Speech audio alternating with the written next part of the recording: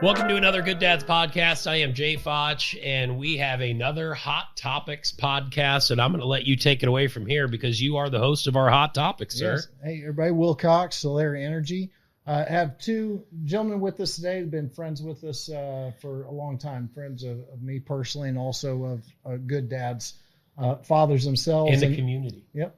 Absolutely. They do a great job with that. Hot Topics is just looking at the issues that we face as fathers in culture and how best to adapt to them and how to implement some things in our household to ultimately become the best dads that we can be. And I always like to put out this disclaimer. This is not an expert panel. Nope. We're trying to figure it out just like the rest of everyone else. There are no right or wrong answers here.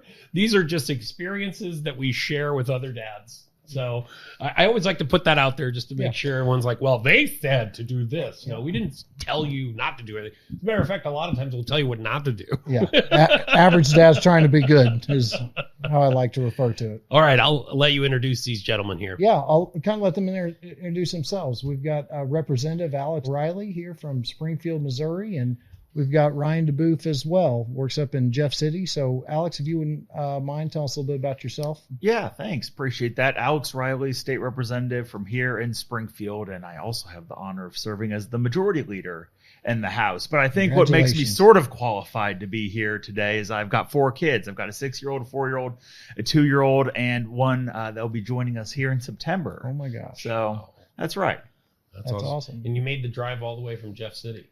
Except I live here, just so to be here. Thankfully not. Thankfully not. Just down the road. But I believe in being a good dad so much that I drove through the monsoon, ran through the hurricane to get here, and here we are. We appreciate it. That's right. Thank you very much.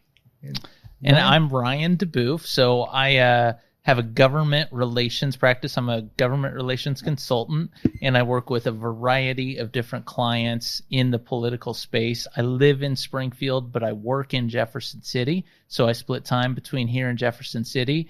Much like Representative Riley said, qualifies him. I guess what qualifies me to be here is I always say 4 kids, 2 litters. So I have 2 girls that are 28 and 26-year-old, and then I have 2 sons that are 15 and almost 13 years old. Wow. I mean, so we're going to cover quite the spectrum. You got 28, what are 28 and 26? 28, 26, 15, and 12. Wow. Okay. Oh, my gosh. We're going to hit all ages today. This is good. All ages, all sexes. That's right. Perfect. Okay. So do we talk, are the main reason the Hot Topics, we're going to talk about funding in the state? No. Yeah, it's funding the state and the disappointments that we have. Why is that? And where we're going to best spend our money next year. So our hot topic is? Politics. Okay. Very good. Obviously, it's a hot button issue that we're facing in our communities, and everything's a lot more divisive than it used to be. And so trying to get an idea from you guys that live and breathe it every day, how to have those conversations with our kids, what to bring up and not, what not to talk about. So, there's always the rule, hey, you don't talk about religion, you don't talk about politics. Well, with the introduction of social media, everybody puts out unfiltered thoughts on anything. So we'll start with you, Alex, as a father, and I know your kids are still young. How is it that you plan to talk to them about what you do? And also when it comes to politics, what are you trying to instill into them so they can ultimately get the guidance from you that you feel is necessary? Yeah, appreciate that question. And obviously it's a little bit different in my house than it is for probably most households around our area here in Springfield, since that's what I do for a living, or at least one of the things I do for a living. So we certainly talk about it at home. I think it's important for the kids to know, hey, this is what Dad does, and this is why our family does the things that we do. But stepping back just a little bit from our individual house, I think broadly it's important for all of us as parents to talk about those types of issues with our kids, because we know other people are going to talk about those issues with our kids. So as the ones who should be taking the lead on guiding them through life and trying to help them come to their own conclusions, I think it's critically important for us as parents, as dads, to be talking to our kids about those issues that we face every day. Yes, you do it in an age appropriate way. You probably aren't going to be talking about issues of pro-life and abortion with your 3-year-old, but there are certain things that are appropriate to talk about with every age kid, in my opinion. And just at a base level, I think that that's something that all of us should be doing, because again, if we're not, somebody else is going to fill that void, and it's probably going to be people who may not have the same values that we do as parents. That's great. So let me ask all of you, while we're on that, what is like some of the first conversations that you can have with a younger child? And I don't want to put a specific age on it, but what age do you have like a basic conversation about politics, and what does that sound like? I would say kids at a very young age adopt an understanding of who is the president of the United States. Yep. And they like to talk about him, and they hear about him, and they pick up very quickly that some people like the things they're doing and other people don't like the things they're doing. So I think at the basic level, you start talking about what is the government and what does that mean. And it's a great way to lead them into what are the different branches of government, what do they all do. And then I think that's the basic level. I started having those conversations with my kids when they're 3 and 4 years old. And it was kind of important because I do it for a living. So if I'm going to have conversations with them about my work, they needed to have some rudimentary understanding about what it is I do. But I think that's where it starts. And from there, you start encouraging them to develop their own opinions about things, right? And what do you think about that? And I'm the anomaly as a father. I started sending my kids news articles and having them do PowerPoint presentations on them for me at a very young age. And because it was good for their presentation skills, but it was a good exposure to them to politics and the community and things like that.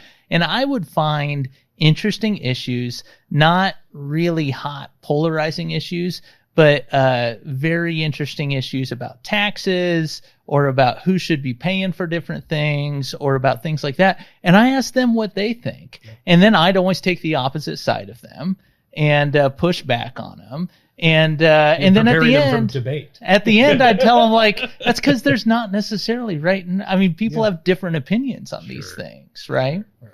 Yeah, that's great. Just to, have an educated opinion on it. Don't have opinion, but actually be educated, which is crucially important. When Liam, who's 12 now, it started when he was 8, because he was at a family member's house, and this family member said something that was bad about the president. And so I can't name the family member. Me and my wife were getting a fight about it. But and says, you can't name the president because somebody will get a fight. You don't know what president. We don't know. So and so says Trump's a bad guy. I'm like, why? So I don't know. He just says he's mean. So that's when we start. That's when they're going to hear it from. Unfortunately, they're going to hear it from other people, and somebody's going to have opinion out there. And so laying down those, here's the differences, and here's what mommy and daddy believe, and really kind of walking them through that is, you have to do it because they're going to hear it first, and here's why we believe that. And so we look at things as close-handed issues in our family. Hey, what's the most important thing? Well, in our family, faith in Christ is the most important thing. And then it's, love for each other and hard work. And so we have those main core values that we have as a family, and we explain, hey, here's why this particular group we tend to resonate with. And I think what's unbelievably important, the most important thing, is when somebody doesn't agree with you, or there's people that have other feelings about this, you talk to them with love. And here's why people might be feeling this way, because they grew up differently than you, and here's kind of what they see, and they have family that are immigrants. So kids can handle. We try to baby them. We were talking about this before we went on air. People try to baby them. They understand more than we give them credit for, and they can handle those more adult conversations. So, Ryan, one thing I wanted to ask you, because Alex, we're still trying to figure it out. We've got young kids. Ryan, you're in a situation where you have two daughters that are of voting age, right? And so, has there been any swaying or a different path maybe that you feel that they went down? Is it causing friction in your family, or how do you handle disown that? them, right?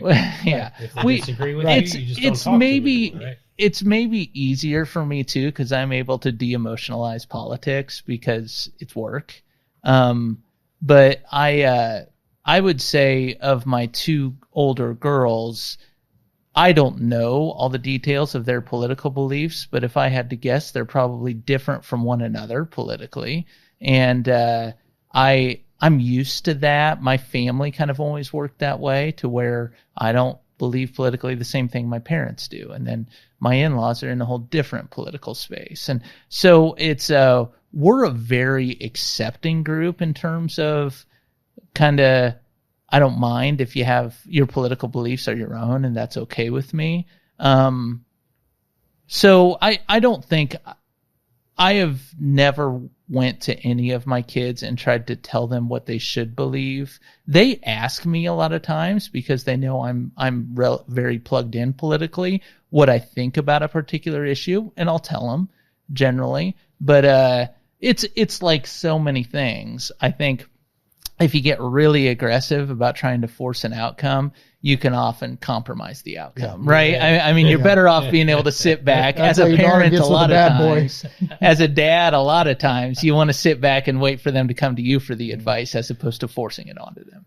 Yeah, and I agree with Ryan completely. That's how we operate in our house too. Even with the little kids, we're not just banging the kitchen table every day saying this is what we believe and this is what you shall believe too. It's more answering questions, and when it does seem appropriate, talking about, hey, here's how we see the world, and just more showing them why we believe the way that we believe. This Good Dads podcast is brought to you in part by our generous supporters. This week, we'd like to thank the following: Prime Inc., Mr. and Mrs. Bob and Susan Biney, Midwest Auto Source, Ryan DeBoef Government Relations, Moreno Group. Thank you to all of our sponsors. Visit our website at gooddads.com to learn how to contribute to the Good Dads mission.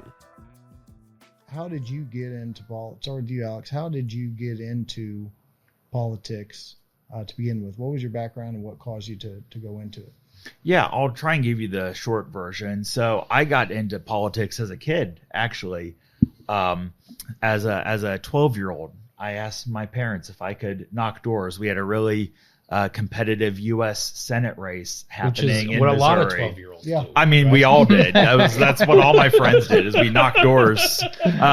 No, so you guys want to do politics with me? That's right. So no baseball today. No hoops. We're doing politics. Alex. That's right. No, that's right. No, they didn't do that. It was just me.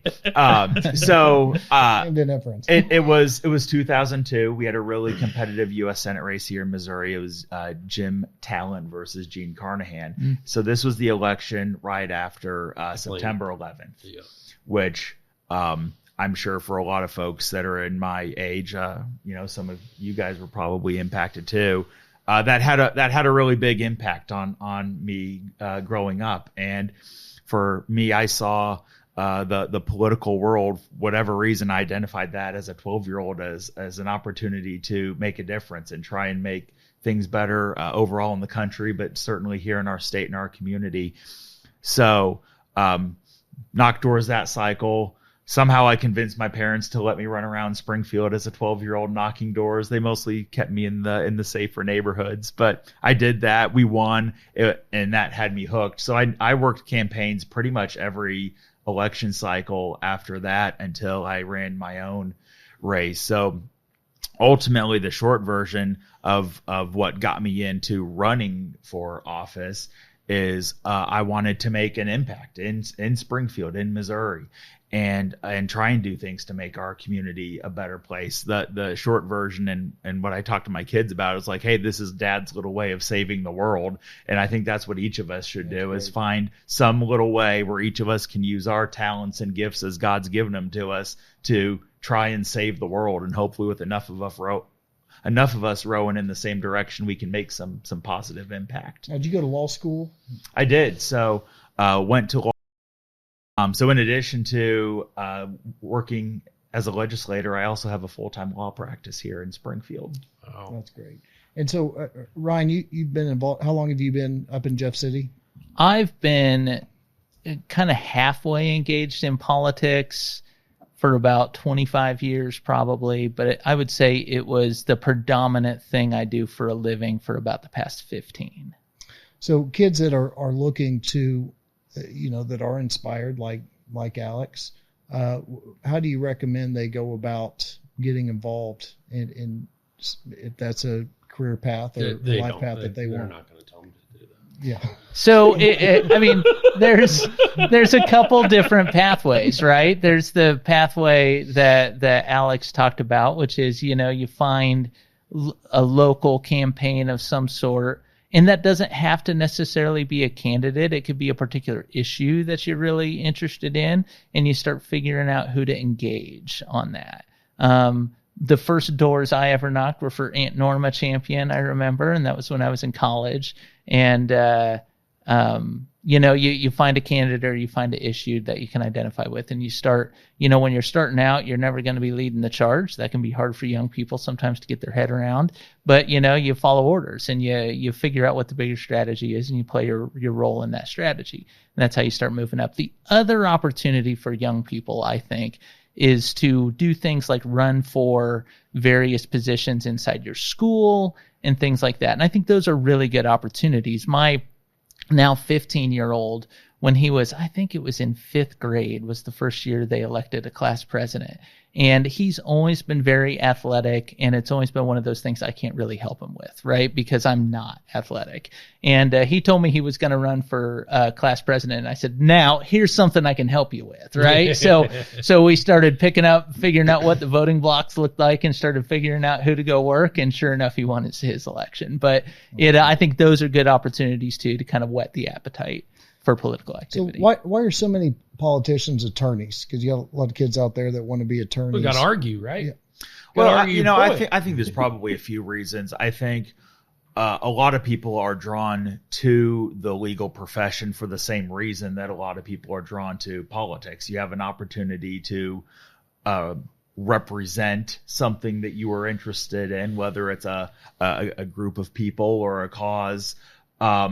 So I think that those skills and interests translate over well for a lot of folks who want to be attorneys. They want to be attorneys for a particular reason. It's not just they like the idea of being in a courtroom. It's they like the idea of maybe doing something that's greater than themselves and trying to represent somebody or something that needs help. And that's a lot of the same reason that people run for office too, is you're trying to impact your community. You're trying to make things better. So I think there's a lot that translates there. It's one of the biggest misconceptions I think about elected officials and politicians is that I would say I work with elected officials a lot, and 99% of the time they are motivated by trying to do the right thing and what's beneficial for the community, regardless of how it impacts them individually. And that is usually the internal desire that draws somebody to make the plunge to say, I'm going to run for office, or, I'm going to engage really deeply on this campaign for a cause I believe in. So, Alex, I'm interested. You homeschool your kids, yeah, correct? That's right. What went into that decision? So for us, I was homeschooled kindergarten all the way through high school. My wife did kind of a combination of things. She was homeschooled for a while, public school for a while, private Christian school for a while. And for both of us, homeschooling was a great option. Like we both got what we needed through homeschooling. So for us, that's what we wanted to do for our kids, is make sure, you look at what's going on in the public schools. And for my family, we have a lot of concerns over what's going on there, whether it's the political piece of it, as well as the statistics that just, suggest an overwhelming amount of kids that are going through are not getting the tools that they need to be successful. And every single family is different. Every single family has to choose what's best for them. But for our family, with where we are in life right now, we made the decision to start with homeschooling our kids. And it's definitely not for everybody. And for us, what we decided is we're going to do this as long as it's working well for the kids. If they're getting what they need, if they're growing in their educational attainment, then we're going to keep doing that.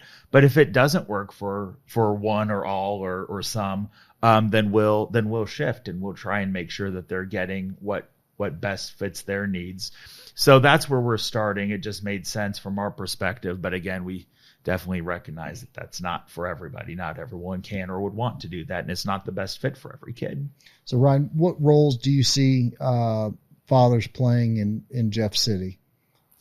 A huge role. I mean, Good Dads is a great example of an organization that comes to Jefferson City and advocates for the interests of resources being devoted toward a father's role in their kid's life. And I think that's an important thing. Beyond that, I think a lot of dads would probably be taken aback at how many fathers are in the legislature, right? It is largely composed of men and women with lives not that dissimilar to everybody else's, right? They work a job. Alex runs a law practice back home. He has a family. He when he's in Jefferson City, he is missing out, if his kids are not up there with him, that time with his children. And so fathers have a huge role in the way that policies are made. And beyond just fatherhood specifically, so many of the policy decisions that get made impact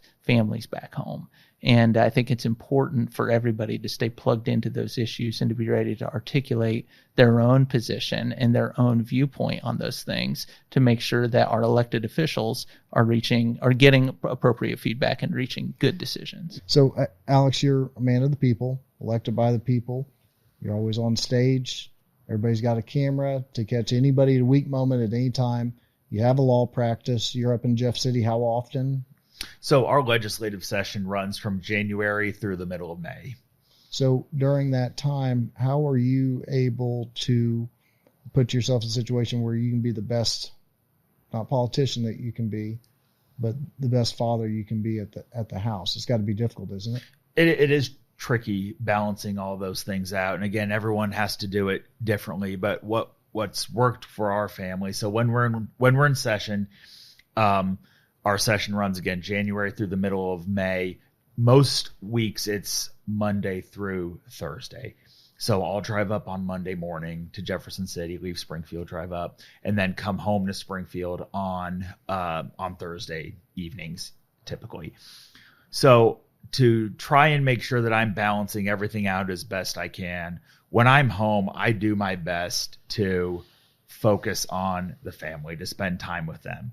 There's most evenings I'll try and throw the phone back in my back room and not look at it, not worry about it until after the kids have gone to bed. So that way, like when I'm home, I am focusing on the kids and making sure that they're taken care of. And sometimes, there'll be times where Ryan's trying to call me, and it might be a 6 or a 7 o'clock on a Thursday or a Friday, and it's ringing and it's sitting there in the back room. But I'm, if I'm out in the front room playing with the kids, I'm going to focus on giving the kids the time, and then I'll give Ryan a call back in the afternoon. That's right. And Ryan's Sorry, okay. Ryan. I'm good Usually, with that. I'm good with That's that. right. So that's what I've tried to do is just whenever I am home, because that time is rare, is to make sure, and I think this is probably good advice for all of us, regardless of whether you're in politics or not, is to make sure that when you are home, that you are present at home and focused on what's right in front of you, and not necessarily just always focused on what you have to do next.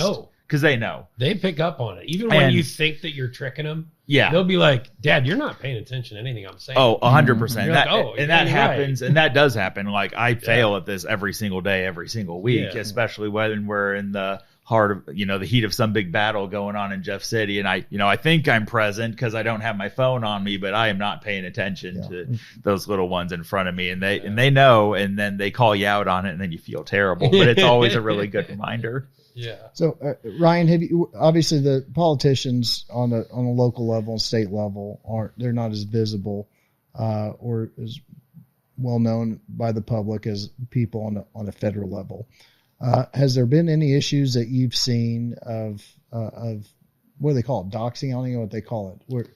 Have there been any situations where families have been put in danger or kids worried simply because of their parents or their dad's political affiliation? I don't know about necessarily put in danger, but we have seen a lot of situations, not a lot. I have seen some situations where elected officials are out conducting their daily affairs with their family and they get a little bit accosted, and that's problematic. It's indicative of the fact that people are cranked up pretty hot emotionally on political issues right now. They don't think of other people as people. Right. They think of them as kind of like a talking head on television or a quote from the newspaper.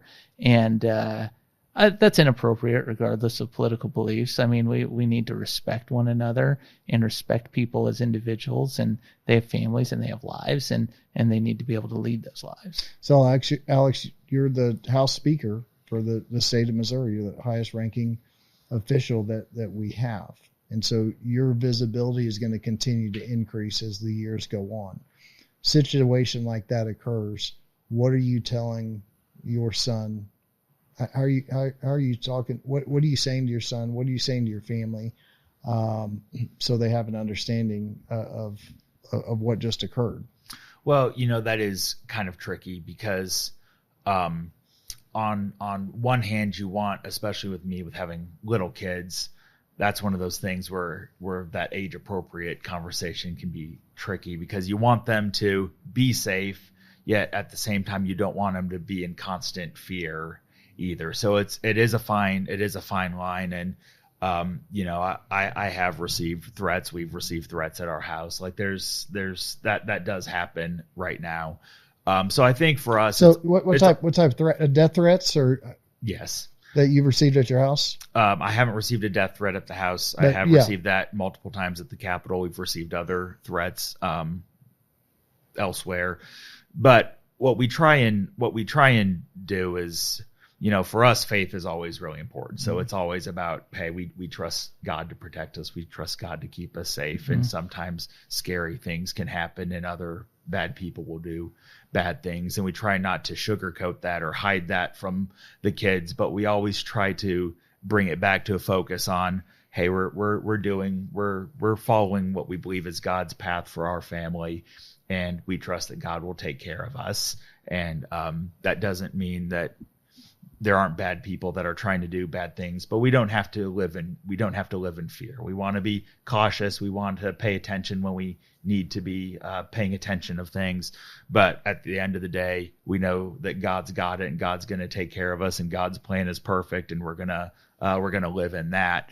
And we spend more time talking about that side of things with our kids at home than we do talking about, hey, there's really bad, scary things. So it's kind of the age appropriate thing that we were talking about, like with 3 to 6 year old. Yeah. You're not going to have the same conversation politically as you are. That's right. To maybe your 13-year-old or 20-year-old. Yeah, or I would agree with that. So one question I did have is, and we talk about this because I have some friends that their spouses are in different political standings of each other. Now, I always joke around with them to say that I don't even know how you could have a relationship with somebody as the other political. I did not figure that before you got married. I know. But they do it. And some of them, any day now, I think they'll get divorced. But we'll have to see. Does this kind of go back to the same answer you have with your kids? Like, how do you talk to your kids, and how do you go about a relationship? Because a lot of times, we talk about good dads. We talk about good relationships too. Yep. And that starts with our kids seeing how we love each other. What dads are doing for mom, and vice versa, and what we do for the family. with you both being in it, and I'm not saying that any one of us sitting here is married to someone right at this moment Jay's with the asking for a opposite friend. political, because I wouldn't be married if I had somebody like that. Me personally, now there are plenty of people that they have two different political sides. How do you go about that with your kids, and what would be your way to dealing with that with two people that are married? Well, so my wife and I don't always agree Hey, it's politically. hot topic. So I mean, it's a hot question. I would say my wife and I probably agree about politics more than we disagree, but we don't agree on everything, right? Sure. And that's true of my kids. It's also with your kids, it's important to remember that you politically probably believe differently than you did 20 years ago, 30 years ago, right? And so it's like part of their college. development. Like I like- graduated, I sobered up, and I was like, I had some weird thoughts. I had some interesting And now thoughts I'm back a grown then. up. Yeah. And All of a sudden, I and don't want free college now. I have to pay. I already paid mine. it's so you kind of people's politics tend to be influenced by their life situations and their experiences in life. So I maybe I'm in the minority on this. I don't let somebody's political beliefs really. I don't view them as a huge impairment to a relationship. You bring up a with good somebody. point, though. There it's like when you talk about politics, it's so like I think right. A lot of times we're just pigeonholed to two sides. Right. But you bring up a good point. There's so many different issues out there that sometimes you sway one way or the other. That's right. Just because you say you're one way doesn't mean you can't go, well, I kind of agree with that, like with some of the points that they have. Right.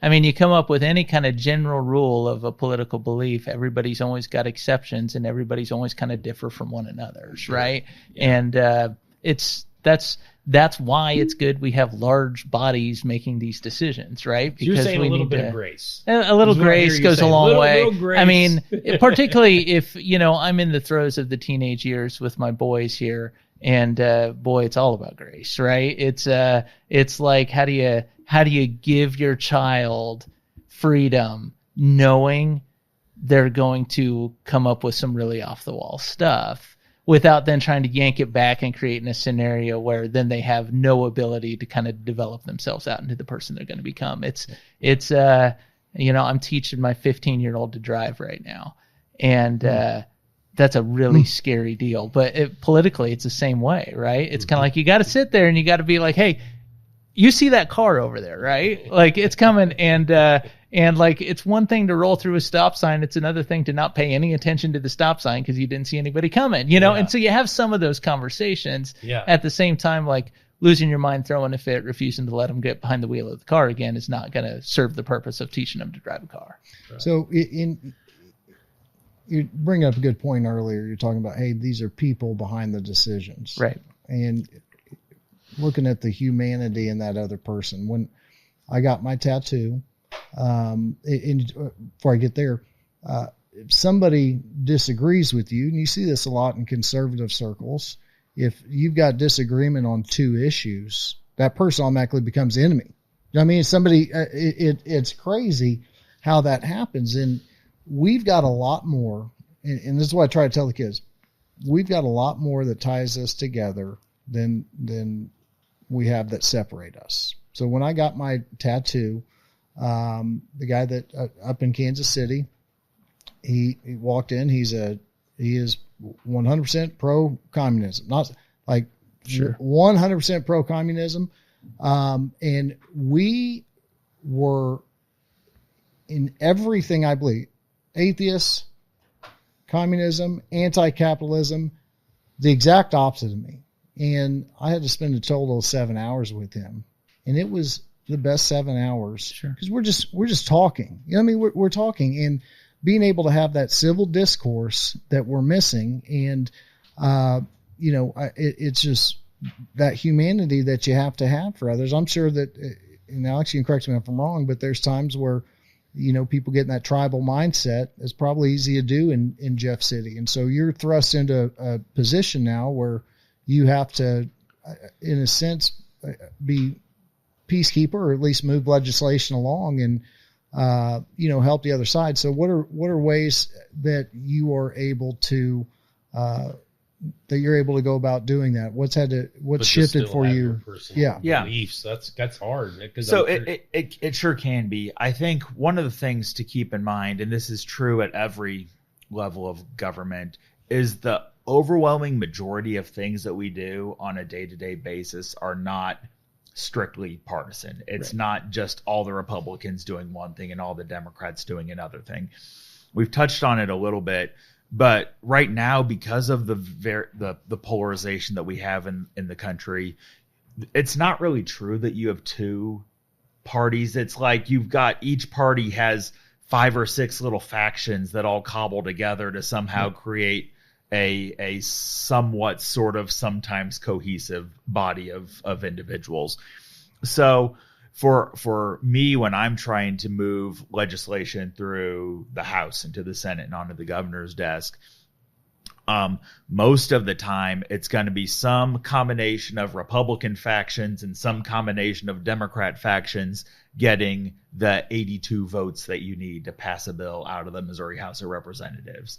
And because that is the dynamic, you don't, when you're in a leadership role like I am, you don't want to just constantly be scorched earth, burning your bridges with folks who may disagree with you on a particular issue, even those ones that I have very strong views on and they have very strong views on, and there are certainly a lot of those.